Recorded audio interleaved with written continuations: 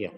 Nomor 16, seleksi alam yang mengarah pada proses spesiasi tidak terkait dengan A, tekanan lingkungan, B, variasi genetik, C, kemampuan reproduksi, D, sifat yang diturunkan, E, perubahan frekuensi alel. Nah, yang menjadi pembentukan proses spesiasi atau spesies baru di sini sudah jelas tadi ya, tekanan lingkungan.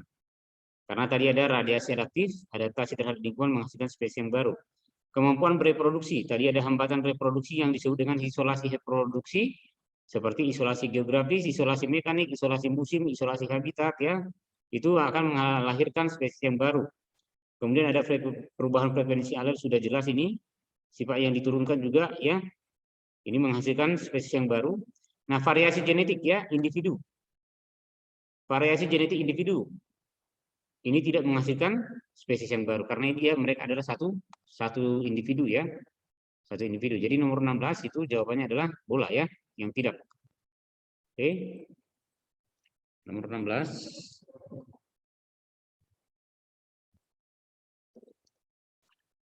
Tidak. Oke. Baik, sekarang nomor 17.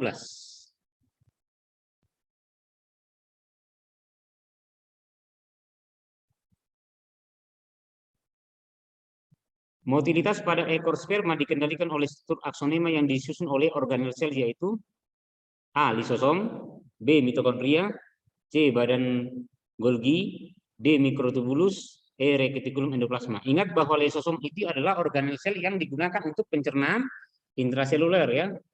Mitokondria digunakan untuk respirasi, menghasilkan energi. Badan Golgi digunakan untuk sekresi. Mikrotubulus itu adalah kerangka sel. Retikulum endoplasma ini adalah transportasi di dalam sel yang terdiri dari retikulum endoplasma kasar yang digunakan untuk transportasi protein ya.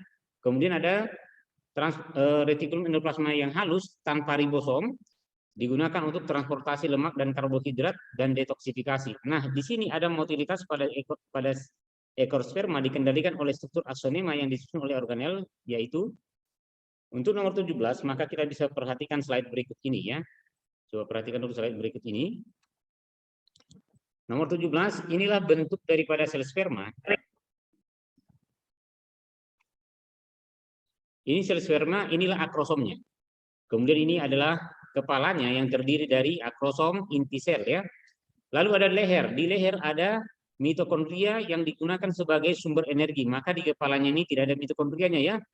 Lehernya ada mitokondria, kemudian ini ada flagel. Nah, flagel ini digunakan untuk alat gerak. Oke. Flagel digunakan oleh alat gerak. Nah, flagel ini disusun oleh aksonema. Apa itu aksonema? Aksonema ini adalah mikrotubulus ya. Inilah mikrotubulusnya yang terdiri dari struktur duplex ya. Kalau triplet itu membentuk 9 triplet membentuk sentriol. Kalau ini dia tidak ada 3 nih. Ini dua aja ya. Jadi kalau di zoom ini maka mikrotubulusnya bentuknya seperti ini. Oke, sehingga aksonema itu merupakan sebuah filamen halus yang terletak di antara daerah kinetoplas dan memanjang ke membran basal, merupakan bagian dari sitoplasma flagellum ya. Jadi ini flagellum itu disusun oleh aksonema. Aksonema disusun oleh mikrotubulus yang tersusun atas doublet ya. Dua mikrotubulus. Kalau 3 triplet, ini doublet. Sudah? Oke. Bisa ya? Kalau 9 triplet menyusun sentriol. Jadi, soal nomor 17 jawabannya itu adalah motilitas pada ekor sperma dikendalikan oleh struktur aksonema yang disusun oleh mikrotubulus ya. Nomor 17 adalah dodol.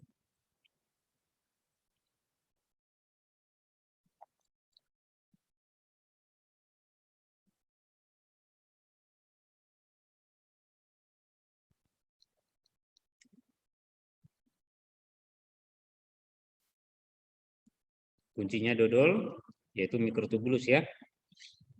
Jadi flagel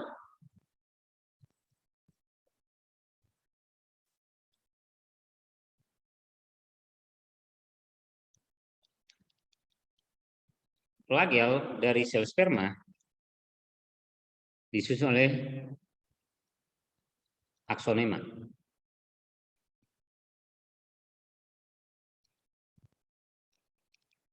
Nah, aksonema tadi disusun oleh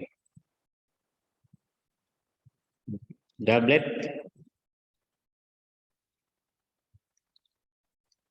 mikrotubulus. Nah, oke, begitu ya.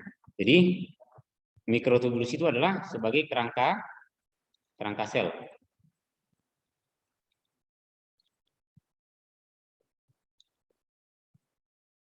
Di mana di dalam mikrotubulus ini ada protein tubulin ya. Maka mikrotubulus ini juga menyusun selain flagel juga menyusun silia. Oke. Nah, terus tadi ada lisosom. Lisosom itu digunakan untuk pencernaan intraseluler. Karena dia punya enzim untuk mencerna yaitu enzim lisozim ya. Jadi ada pencernaan di dalam sel namanya pencernaan intraseluler. Lisosom ini memiliki sifat autofagi dan autolisis ya. Autofagi dan autolisis. Nah, berikutnya ada namanya badan Golgi. Nah, badan Golgi inilah yang nantinya membentuk akrosom. Yang terdapat di dalam kepala sperma. Selain akrosom, badan Golgi juga membentuk dinding sel dan membran sel. Badan Golgi juga digunakan untuk sekresi. Sekresi melepaskan zat yang masih dapat digunakan ya. Terus ada tadi mitokondria yang digunakan untuk respirasi seluler. Nah, tujuan dari respirasi itu adalah menghasilkan energi ya. Baik, itu penyelesaian soal nomor 17. Kita lanjut ke soal berikutnya. Nomor 18. Lihat, ini adalah proses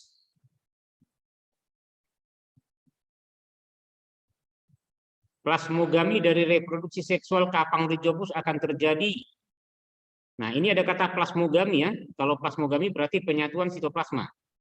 Sedangkan kariogami adalah peleburan inti. Jadi nomor 18 jawabannya adalah bola ya. 18 bola.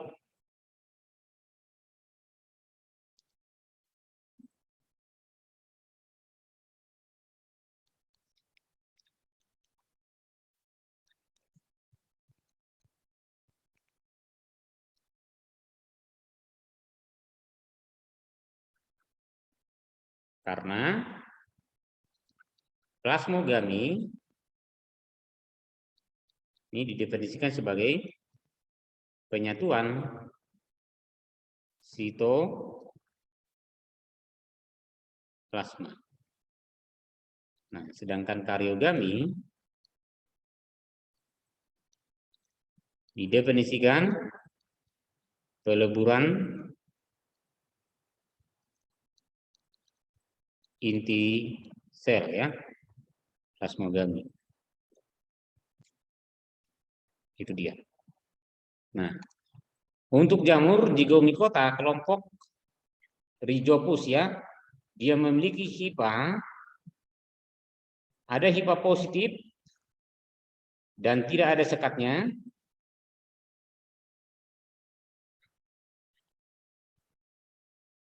Kemudian ada hifa negatif. Ini melekat dulu ya.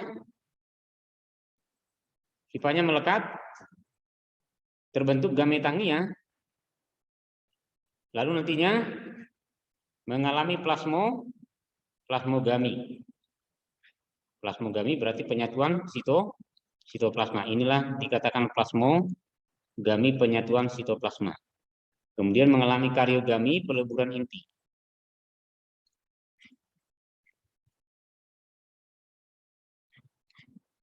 Nah, ini intinya melebur. Oke, ini apa ini gitu ya? Ini adalah hifa.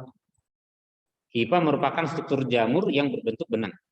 Jadi kalau kita melihat tempe itu terdiri dari kacang kedelai yang dibungkus oleh jamur. Nah, jamurnya yang mana? Jamurnya yang berbentuk seperti kapas. Jika dilihat di bawah mikroskop, maka itu terdiri dari helaian benang. Nah, yang dimaksud seperti helaian benang itu dikenal dengan hifa. Oke, jadi begitu ya nomor 18. Kita lanjut ke soal berikutnya. Nomor 19. Aplikasi bioteknologi memanfaatkan dan memodifikasi agen biologi seperti tumbuhan dan mikroorganisme untuk mengatasi berbagai kontaminasi dan cemaran pada lingkungan yang bukan merupakan bentuk mekanisme bioremediasi dengan memanfaatkan tumbuhan. Nah, di sini ada kata bioremediasi ya. Bioremediasi itu adalah teknik pengolahan limbah menggunakan makhluk hidup atau organisme. Pengolahan limbah menggunakan makhluk hidup disebut bioremediasi. Nah, bioremediasi ini yang menggunakan tumbuhan. Apa saja di bawah ini yang bukannya? Ada kata yang bukan di sini. Yang manakah yang bukan bioremediasi memanfaatkan tumbuhan? Pertama, A. Fitodegradasi, B. Fitografi, C. Fitoekstraksi, D. Fitovolatilizasi, E. Fitostabilisasi. Jawabannya adalah yang bukan fitografi. Apa itu fitodegradasi? Nah, kita lihat slide berikut ini.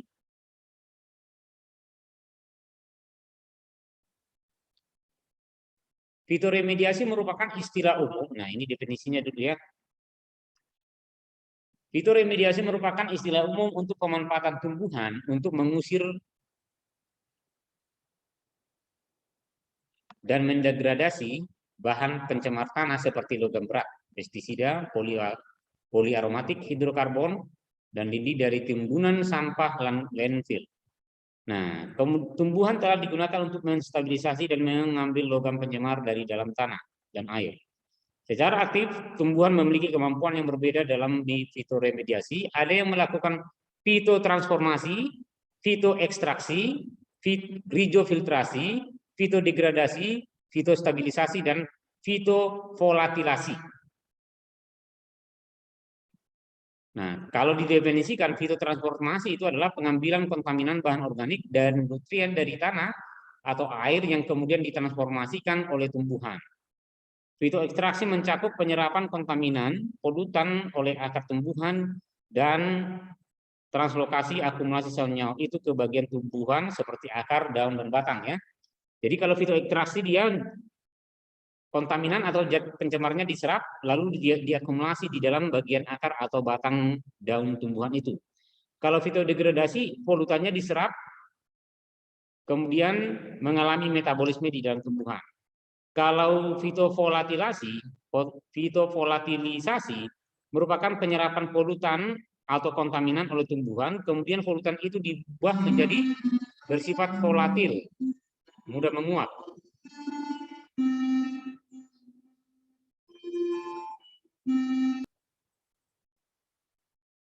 Fitovolatilizasi ini penyerapan polutan kemudian diuapkan ya. Fitostabilisasi tumbuhan mentransformasikan polutan ke dalam tanah menjadi senyawa non toksik tanpa menyerap terlebih dahulu polutan tersebut ya ke dalam tubuh tumbuhan. Jadi begitu ini penyelesaiannya.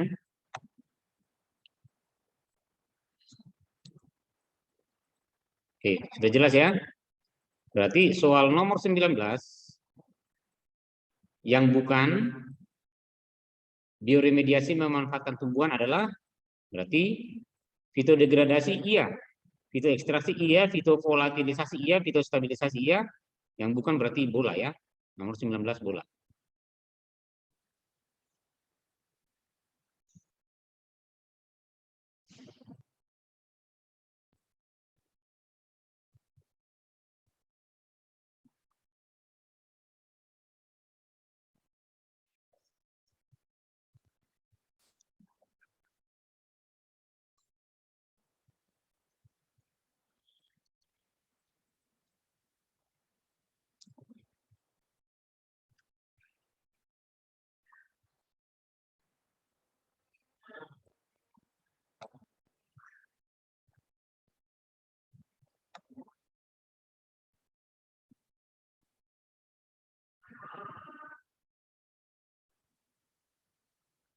Oke, ini penjelasannya ya.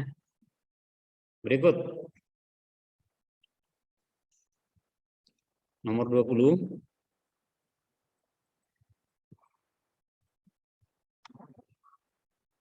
Salah satu perbedaan prinsip antara anatomi akar dan anatomi daun adalah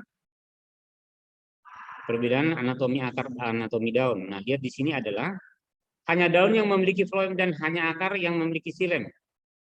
Daun dan juga daun akar itu sama-sama punya xilem dan floem ya. Jadi A salah ya.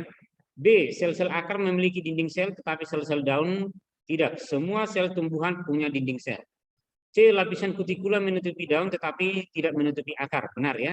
Jadi kutikula itu adalah lapisan lilin di permukaan daun sedangkan di akar tidak ada. D, jaringan vaskular ditemukan di akar tetapi tidak ditemukan di daun. Semua vaskular ada di organ tumbuhan. Daun memiliki jaringan epidermis tetapi akar tidak. Salah ya. Jadi nomor 20. Perbedaan anatomi akar dan daun adalah C, lapisan kulit menutupi akar. Oke, yang bukan. Nomor 20.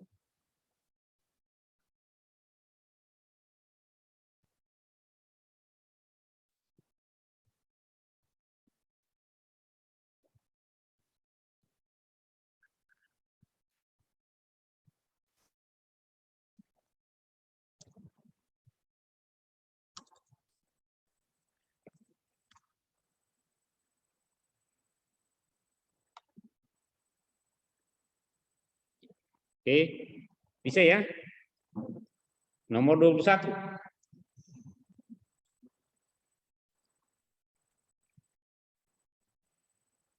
Manakah pernyataan yang salah terkait dengan suatu ekosistem? A. Makin tinggi keanekaragaman jenis, ekosistem akan stabil. B. Yang salah ini ya. Ekosistem tersusun dari berbagai komunitas yang dibentuk oleh berbagai jenis organisme. Benar ya. Ekosistem itu adalah hubungan timbal balik antara makhluk hidup dengan lingkungannya kan. Jadi C, ekosistem tersusun dari berbagai individu sejenis. Sejenis semua, salah ya. Kalau sejenis namanya populasi. D, setiap jenis organisme memiliki relung, niche tersendiri. Benar ya. Relung itu adalah peranan dalam rantai makanan, ada yang sebagai produsen, ada sebagai konsumen, begitu. Ada sebagai pengurai. Antar komunitas terhubung oleh aliran energi, benar ya. Jadi yang salah adalah C.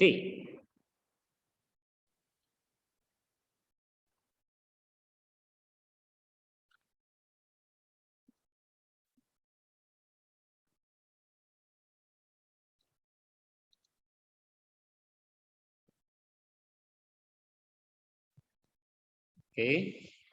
Ingat didefinisikan bahwa ekosistem tadi adalah definisinya hubungan ya, timbal balik antara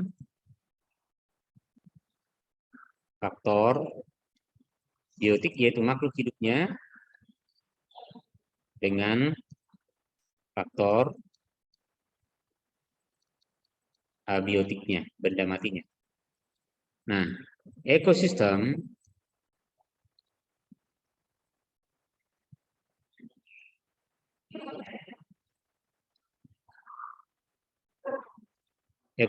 ini disusun oleh apa tadi?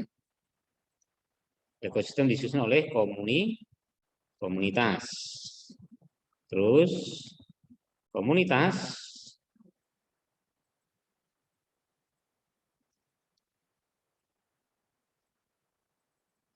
disusun oleh apa? Nah, komunitas disusun oleh populasi. Lanjut. Populasi disusun oleh siapa? Individu ya.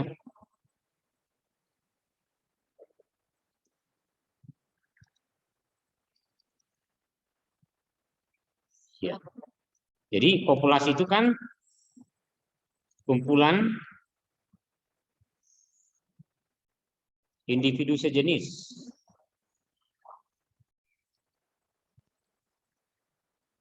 Sejenis pada habitat dan waktu yang sama. Satu spesies dia ya. Sedangkan komunitas itu adalah lebih dari satu populasi. Berarti ini adalah kumpulan beberapa populasi. Itulah disebut dengan komunitas. Kalau begitu, ekosistem disusun oleh lebih dari satu spesies berarti. Begitu dia ya. Dan antara individu dengan di dalam ekosistem ini ada aliran energi. Karena di dalam ekosistem pastinya ada produsen, ada konsumen ya, ada pengurai. Maka mengalirlah energinya di dalam ekosistem tersebut. Ada aliran energi dan ada relungnya. Gitu dia. Nomor 21 sudah jelas. Nomor 22. Seorang pria dengan gangguan mitokondria yang disebabkan oleh mutasi gen pada mitokondria menginginkan istrinya menjalani tes prenatal. Untuk mengetahui kesempatan anaknya memiliki kondisi yang sama, Anda sebagai konsultan genetik akan mengatakan kepadanya bahwa kesempatan anaknya dapat memiliki kelainan tersebut sebesar. Nah, ini dia ya. Seorang pria dengan gangguan mitokondria yang disebabkan oleh mutasi gen pada mitokondria menginginkan istrinya menjalani tes prenatal. Tes sebelum melahirkan. Jadi si pria ini gangguan mitokondrianya, mengalami gangguan mitokondria. Apakah ini diwariskan ke si anaknya? Sementara yang melakukan tes prenatal menginginkan istrinya menjalani tes prenatal untuk mengetahui kesempatan anaknya memiliki kondisi yang sama. Apa jawabannya? Anda sebagai konsultan genetik akan mengatakan kepadanya bahwa kesempatan anaknya dapat memiliki kelainan tersebut sebesar 0%. Kenapa 0%?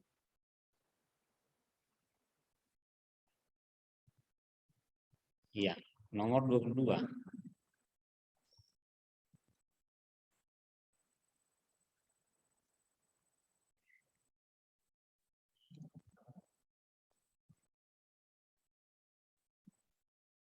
Karena tadi kelainan pada mitokondria si ayah ya.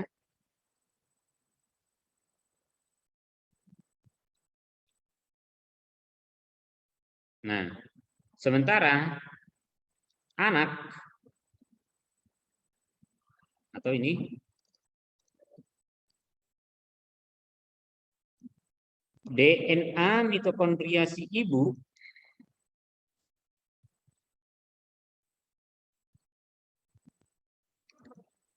ibu saja yang diwariskan ke si anak.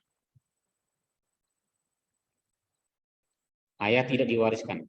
Sehingga peluang anak mendapatkan gangguan penyakit karena kelainan mitokondria si ayah itu adalah 0%. Kenapa? Karena DNA mitokondria ibu saja yang diwariskan ke si anak, ayah tidak, ya. Karena sewaktu pembentukan sel ini, pembuahan, ini misalnya adalah sel sperma,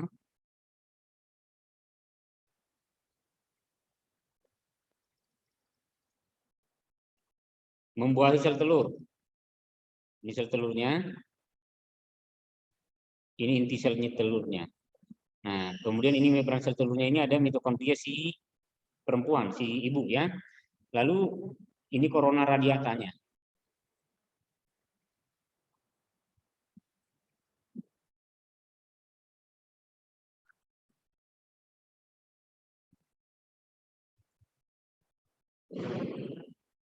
Korona radiata. Oke. Kemudian sel sperma membuahi sel telur ya. Leher dari sel sperma itu tidak masuk. Di lehernya inilah ada mitokondria dari si ayah ya. Jadi inti sel daripada sel sperma itulah yang masuk. Oke. Keterangan gambar ini adalah sperma. Ini inti sel telur. Ini DNA mitokondria sel telur. Ini DNA mitokondria sel sperma. Tidak ikut masuk ya. Berarti dari si ayah tidak diwariskan. Dari si ibulah yang diwariskan. Maka jawabannya tadi adalah 0% ya. Kemungkinan anak mengalami kelainan itu adalah 0%. Jawabannya dodol.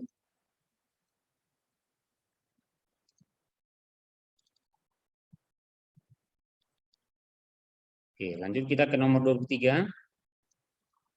Ke soal nomor 23 sekarang. Pernyataan yang tidak tepat terkait metabolisme dari mikroorganisme aerob. Lihat ya, ada kata aerob. Aerob berarti ada oksigen yang digunakan. Nah, jadi pernyataan yang tidak tepat terkait metabolisme dari mikroorganisme aerob adalah memerlukan oksigen untuk hidup. Betul ya. Mengalami fosforilasi oksidatif yang namanya mikroorganisme aerob tentunya mengalami respirasi. Dalam respirasi aerob itu mengalami fosforilasi, pembentukan fosfor secara aerob berarti membutuhkan oksigen. Jadi mengalami fosforilasi oksidatif.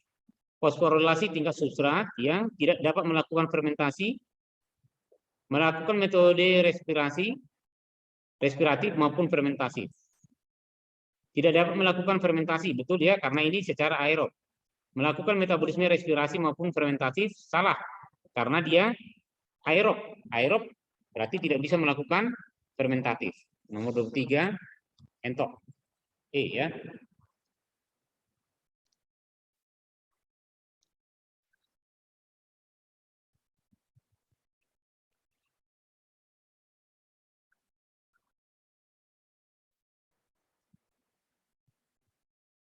Jadi tadi ada kata mikro, kuncinya di sini kan, mikroorganisme aerob.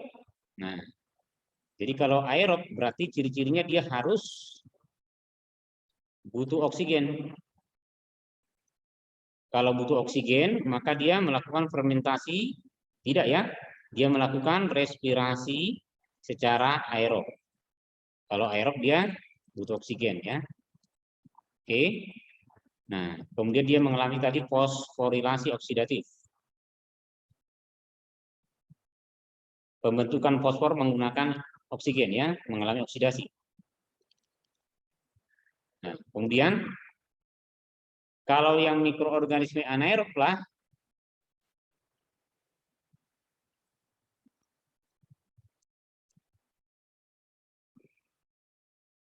yang anaerob lah, yang nantinya tidak menggunakan oksigen ya, tidak butuh oksigen, berarti reaksi ini adalah reaksi fermentasi.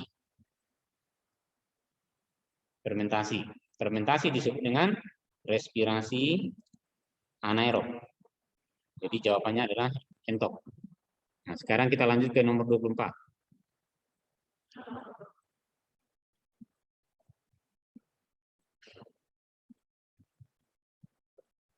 Perkembangan embrionik di tipe deuterostoma dianggap sebagai perkembangan embrio yang paling maju. Perkembangan ini dapat dijumpai pada hewan. Nah, jadi kalau dia hewan yang selomata, ingat ya, selomata yang punya rongga. Yang punya rongga itu dibedakan atas protostomia dan deuterostomia. Nah, di sini ada kata deuterostomia. Deuterostomia berarti yang dibentuk terakhir adalah mulut, anus yang pertama. Kalau protostomia yang dibentuk pertama adalah mulut, anus terakhir. Hewan-hewan yang tergolongkan ke dalam deuterostomia adalah echinodermata dan chordata. Echinodermata itu apa? Bintang laut, landak laut, teripang laut, lili laut, ya, bintang ular itu adalah echinodermata. Kemudian chordata yang bertulang belakang, ikan, amfibi, reptil, aves, mamalia. Nah, berarti dari sini yang deuterostomata adalah bintang laut, bola ya. Nomor 24 jawabannya B.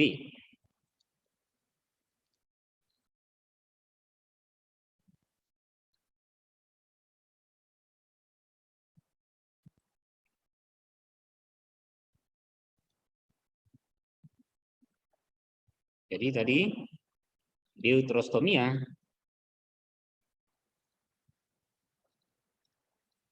dalam proses perkembangannya, maka mulut dibentuk terakhir.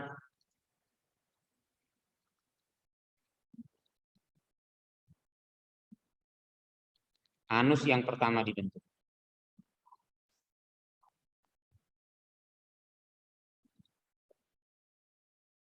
Nah, yang digolongkan ke dalam deuterostomi ini ada namanya tadi adalah kelompok Echinodermata tadi yang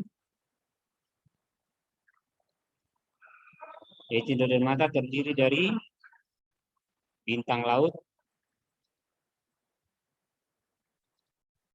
kemudian ada tadi timun laut, lili laut, landak laut atau bulu babi.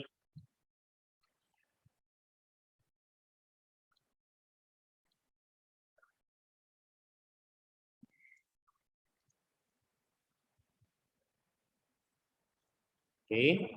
Nah, sedangkan protostomia dalam proses pembentukannya tadi ada dibentuk pertama sekali adalah organ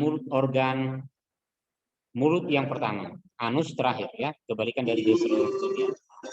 Mulut pertama, anus terakhir.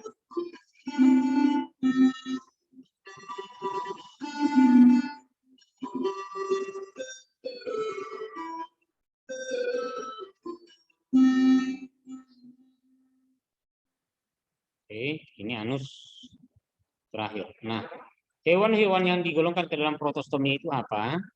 Protostomia itu contohnya adalah mulai dari Annelida, lintah, pacat, oke, kemudian moluska yang bertubuh lunak seperti kerang, bukan kerang, sorry, moluska yang bertubuh lunak, misalnya adalah siput air ya, keong, kerang juga masuk ya. Kemudian ada cumi-cumi, cumi-cumi itu adalah gurita, moluska. Oke, terus arthropoda. Arthropoda mulai dari udang, lipan, kaki seribu, kalajengking, serangga. Oke. Nah, inilah kelompok daripada protostomia ya. Baik. Itu nomor 24.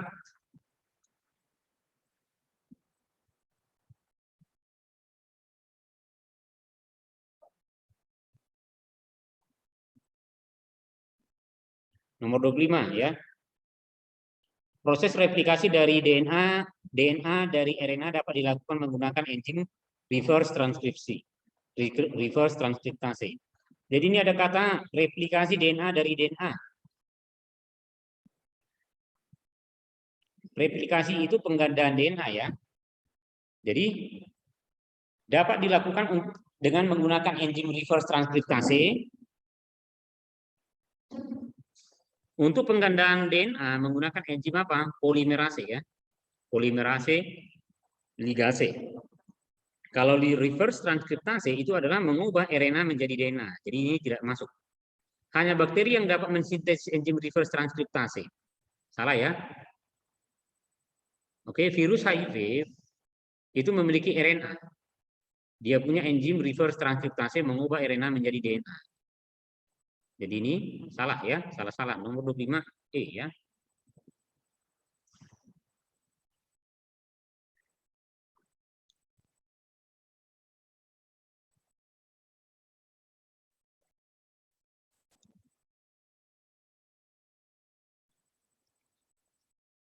Nomor 25E. Kenapa E?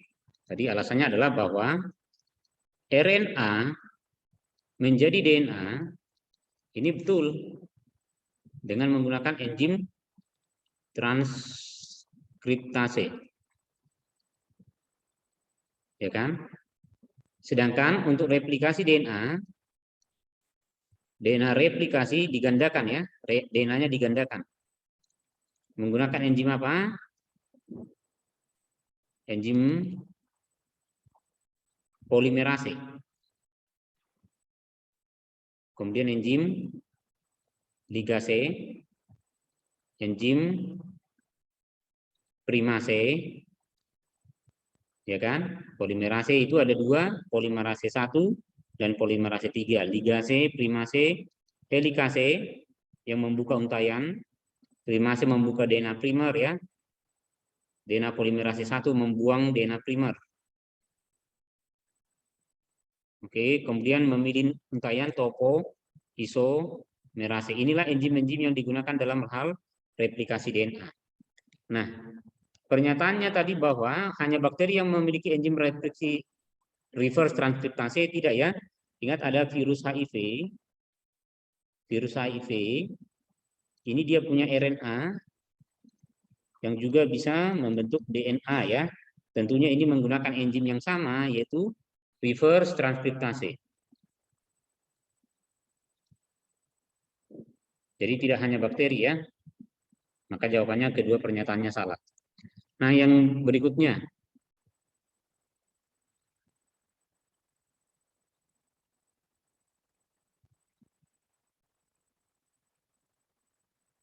Ya, dilatasi pembuluh darah arteri dipengaruhi oleh bagian tunika media, tunika. Lapisan dari pembuluh darah itu ada namanya tunika intima, kemudian tunika media ya. Nah, tunika media yang di tengah dari pembuluh darah yang disusun oleh apa? Otot polos ini kan, tunika media yang di tengah. Jadi, dilatasi pembuluh darah dipengaruhi oleh bagian tunika media, betul ya. Tunika media tersusun oleh sel saraf, darah, dan epitel. Salah ya? Nah, itu tunika yang paling dalam, ada namanya epitel di sana. Ya. Jadi benar salah, 26 benar salah cantik. C.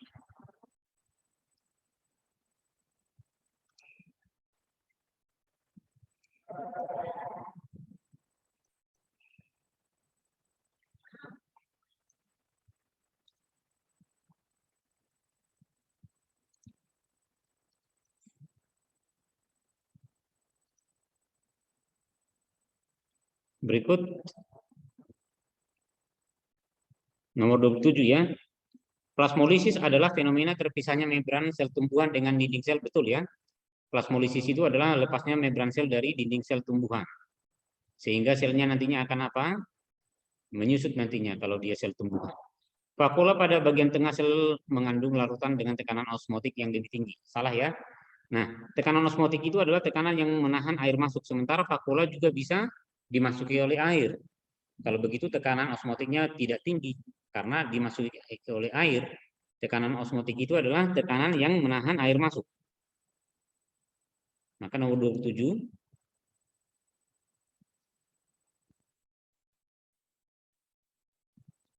Pernyataan yang pertama sudah betul ya. Nomor 27.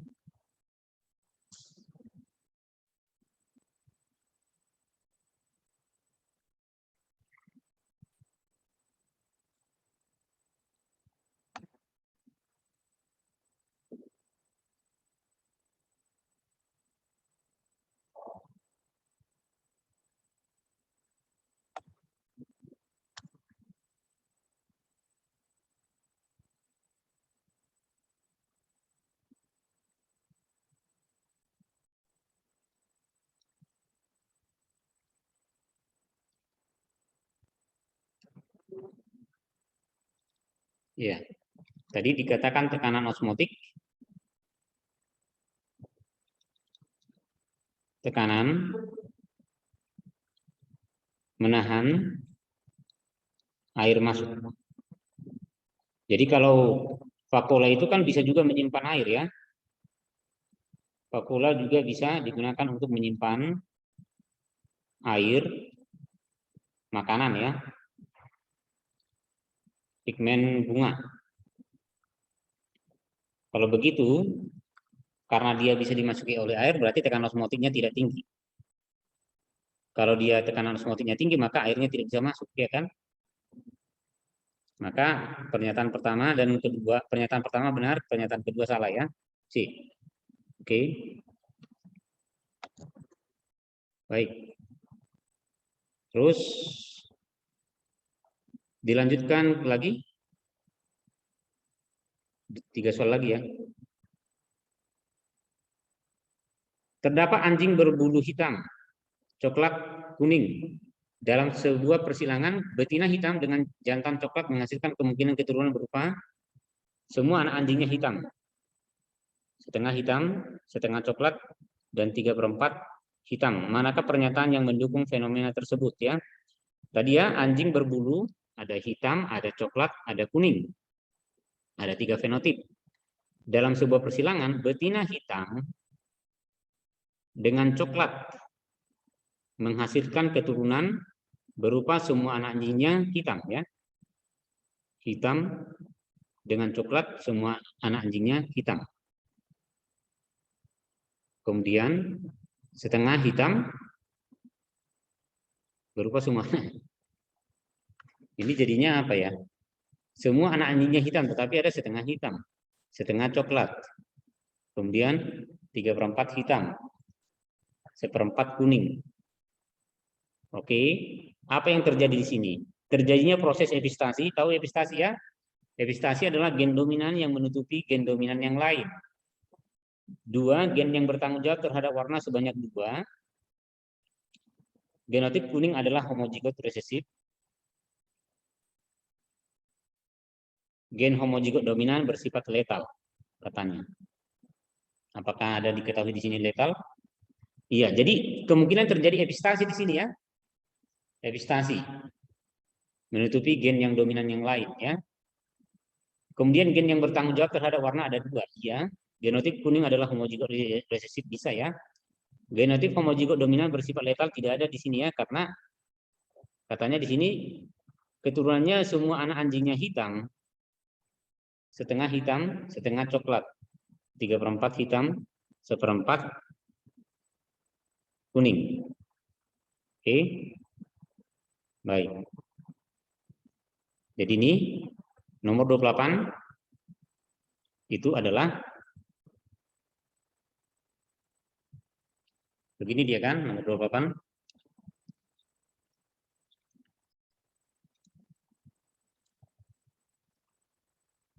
Tadi induknya hitam dikawinkan dengan coklat. Semua anaknya hitam. Keturunan dari hitam ini bagaimana? Iya. Jadi artinya ini F1 dengan sesamanya lah ini ya. F1 dengan sesamanya.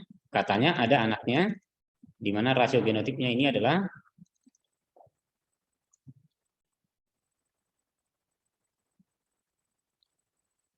setengah hitam, setengah coklat. Ingat ya, setengah hitam, setengah coklat.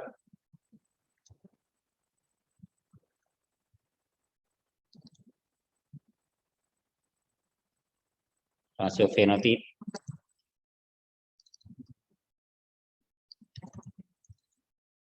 Oke, kita tulis dulu ya. Setengah hitam, setengah coklat. Terus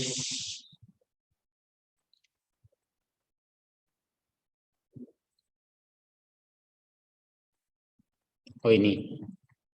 Setengah hitam, setengah coklat. Setengah hitam, setengah coklat, atau 3/4 hitam, 1/4 kuning. Ada 2 fenotip ini ya. Rasio fenotipnya setengah hitam, setengah coklat, atau 3/4 hitam, 1/4 kuning.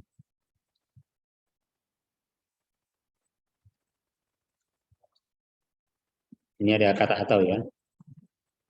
Ada pula ataunya ya. 3/4 hitam, 1/4 kuning. Oke. Ya. Bisa ya?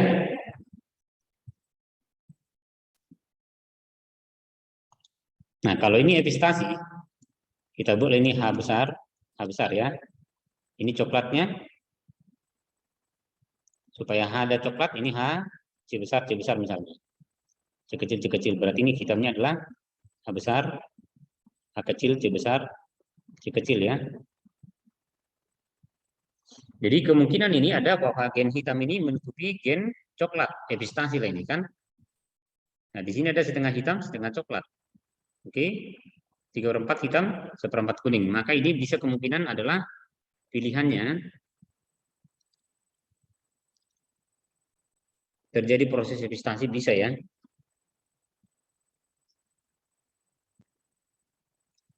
Gen homozigot dominan bersifat letal salah. Jadi jawabannya nomor 28 adalah ayam ya.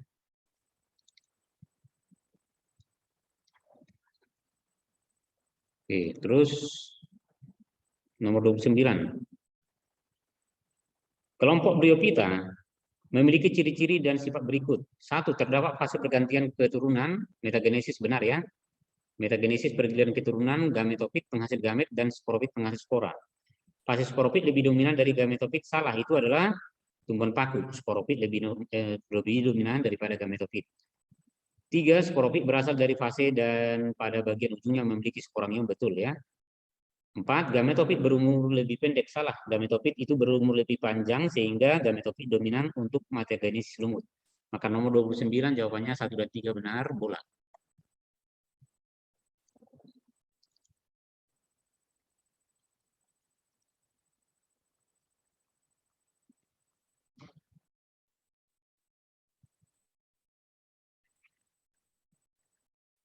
Ya kan, bahwa lumut tadi adalah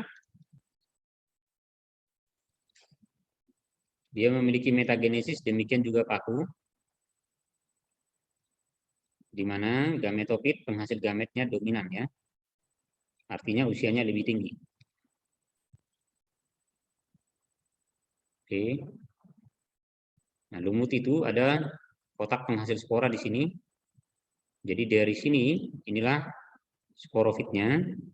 Di ujungnya ini ada kotak penghasil spora namanya sporangium. Nah, di bawah ada daun.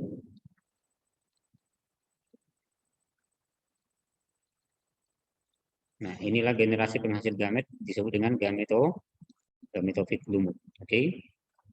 Nah, nomor 30. 30. Nomor 30 ini adalah kecepatan filtrasi ginjal dipengaruhi oleh kadar NaCl yang dikontrol oleh sel kemoreseptor, yaitu Malpighi, macula densa, sel glomerulus, dan sel juxtak glomerulus ya. Apa jawabannya?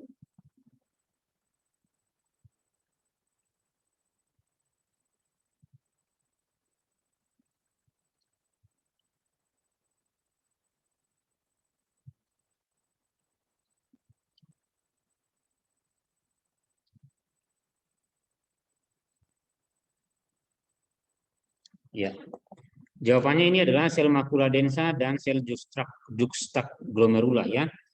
Jadi macula densa dari tubulus distal serta sel-sel juxtak glomerulus ini memiliki banyak mikrofili, sedangkan sel juxtak glomerulus merupakan sel otot polos yang termodifikasi karena mengandung enzim renin dan angiotensin 1 dan angiotensin 2 ya. Jadi sel macula densa memonitor volume filtrat dan konsentrasi Na positif. Sel macula densa itu memonitor filtrat dan konsentrasi Na positif ya. Apabila memiliki batas ambang, maka sel-sel macula densa menstimulasi juxtak glomerulus untuk melepaskan enzim renin. Oke. Nah, jadi suatu protease yang mengubah angiotensinogen menjadi angiotensin 1, angiotensin 1 dapat dikonversi menjadi angiotensin 2, suatu vasokonstriksi kuat yang dapat mereduksi diameter pembuluh darah sehingga meningkatkan tekanan darah. Angiotensin 2 mempengaruhi kelenjar adrenal untuk menghasilkan aldosteron, hormon yang meningkatkan reabsorpsi ion Na positif dan Cl negatif ya. Jadi nomor 30 jawabannya adalah ya, nomor 30 pilihannya adalah bola.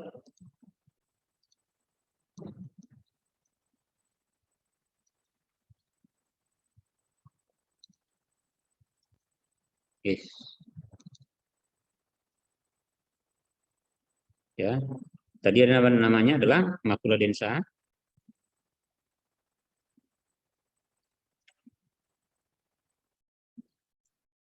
Di mana ini? Tubulus distal ya.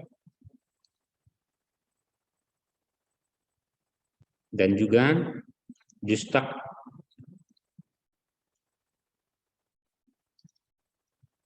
glomerulus. Oke. Jadi makula densa memonitor volume filtrat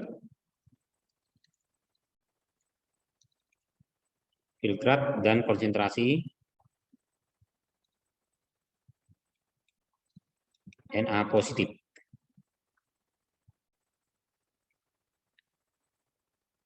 Oke, justak glomerulus JG ya. Justak glomerulus ini melepaskan renin.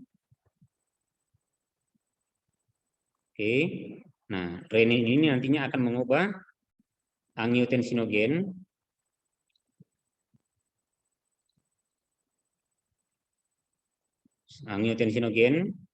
menjadi angiotensin 1.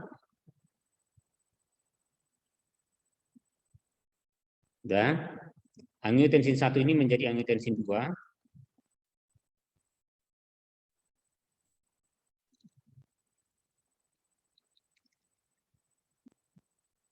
Nah, angiotensin 2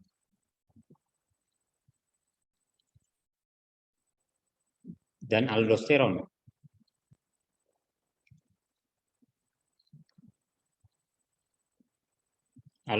itu sama dengan mineral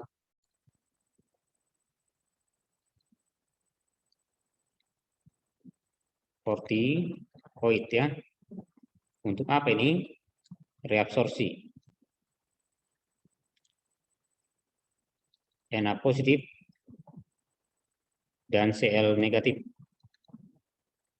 keseimbangan air.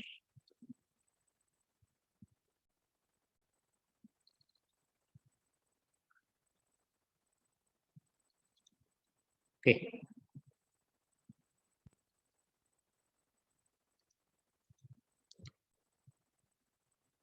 Baik. Demikianlah pembahasan kita untuk SIMAK UI 2018 ya.